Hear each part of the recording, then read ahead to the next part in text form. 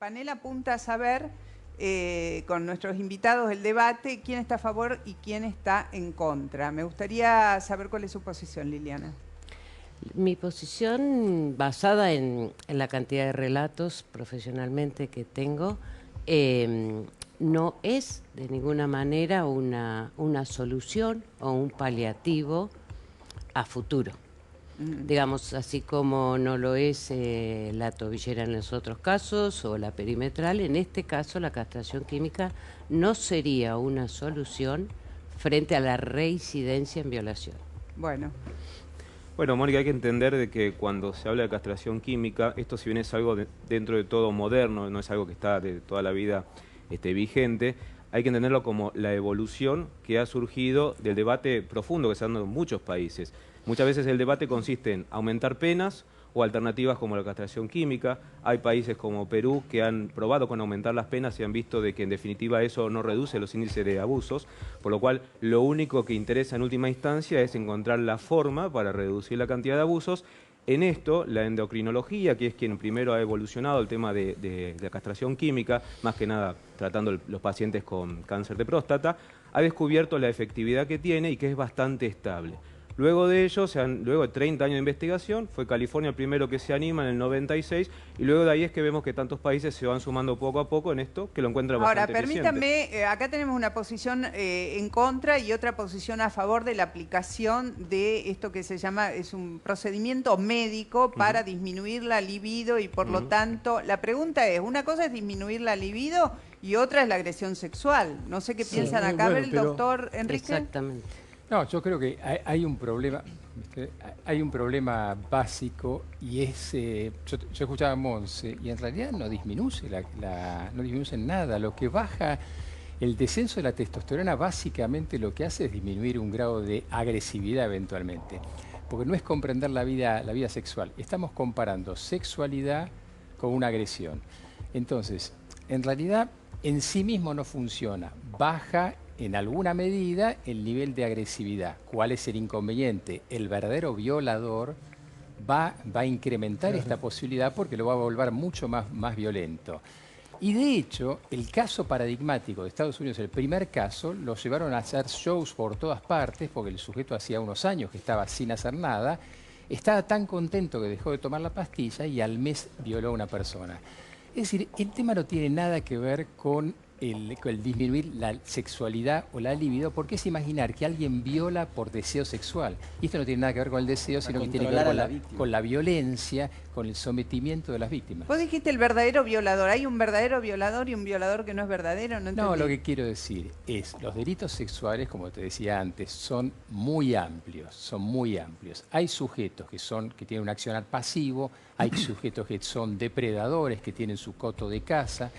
En general, esto se ha utilizado en sujetos que son muy agresivos. Claro, los primeros índices, yo tenía acá la estadística del país pionero en el mundo y el que tiene más estadística, que es la India. En la India le está funcionando, pero básicamente porque el cóctel incluye antipsicóticos para bajar el nivel de agresividad. Pero el tema de bajar la testosterona en sí mismo es una especie de automentira crónica de la que nos hacemos...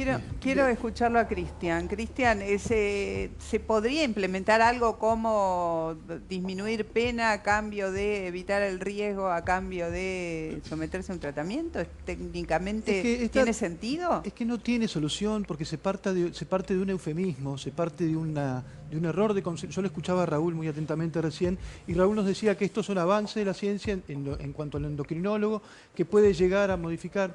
Es un avance tal vez la droga, pero no la idea. La idea rectora la tuvieron con Cayetano Santos Godino en el penal de Ushuaia en 1920. ¿No? Le operaron las orejas aladas porque tal vez de ahí venía la fuente de su maldad.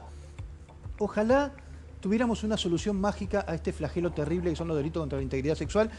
Lamento decirle al público que no es tan terrible como se comenta en televisión, no hay tanto índice de reincidencia en ellos. Bueno, ahí vamos a discutir un poquito. Yo cuento, no bueno, pero vamos a las cifras. Sí.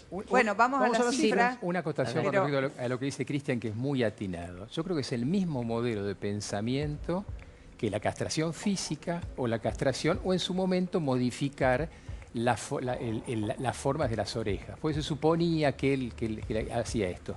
En algún sentido baja la agresividad, Pero tampoco es un descubrimiento de la endocrinología. Es decir, simplemente los antitestosterona, ¿no? Sí. Los antiandrógenos existieron de hace muchísimo tiempo, Está que son bien, hormonas pero sexuales femeninas. Acá lo que Claro. estamos... Sí, a ver, acá lo que estamos... Sí, ¿qué quería decir, Liliana? No, me parece que si miramos un poco más profundamente en términos de qué significa la violación, qué significa que un hombre viole a una mujer o niñeces.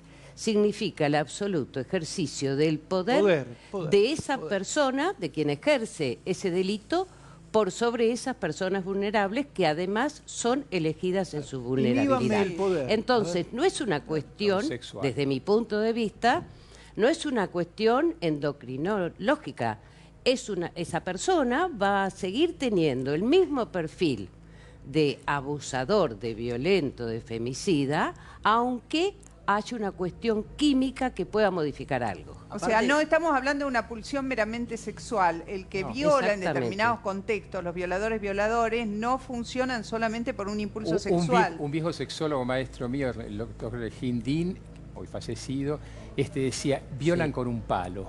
Exactamente. Es decir, van a violar de alguna manera porque la violación es algo mucho más amplio que la penetración. Exactamente. Sí. Aparte, Ahora, vaya- estamos hablando de un delito gravísimo. Acá, Cristian, no sé si vos coincidís conmigo, es un delito gravísimo del que Sí, sí, estamos es un delito hablando, porque el tremendo. daño que le produce a una mujer o a un niño, al que sea, o a un varón, el ser sometido sexualmente por un otro sin capacidad de defensa, concentra una violencia irremontable. Tremendo. No es el peor delito para el Código Penal. El Código Penal dice que el homicidio es peor. Sin embargo, hay como un strepitus foris, hay un clamor popular por ese tipo de delincuentes que las estadísticas nos dicen que no son los que más reinciden. Lo lamento, el que me está escuchando y no Pero lo entiende. que pasa es que Pero tenemos, bueno, espera, yo sé que vos lo lamentás y ya no sé, la estadística fina no la tengo, pero la verdad es que en la Argentina hay una gran cantidad de casos de gente que ha violado, ha cumplido su condena, ha vuelto a salir y a los 3 días no solo viola, sino que mata. Sí. De todos modos, Además, Mónica, me permitís, si en escuchamos la realidad, voz de los el problema sobrevivientes... fundamental Ahí voy. radica en, a veces, querer solucionar cosas gravísimas como es el abuso, como mencionas, uno de los terribles crímenes que tenemos, por eso está en el Código Penal. Muchas veces el error consiste en querer abordarlo con una solución mágica y única, que muchas veces es algo más complejo que eso y requiere de un abordaje un poco más integral. Como bien decía uno de los panelistas, también no es solo decirle le damos la droga y listo, se curó. Requiere por un lado la perseverancia en la droga, o sea, tiene que estar constantemente bajo Sí, lo vas. efectos, y además el acompañamiento psicológico, eso es.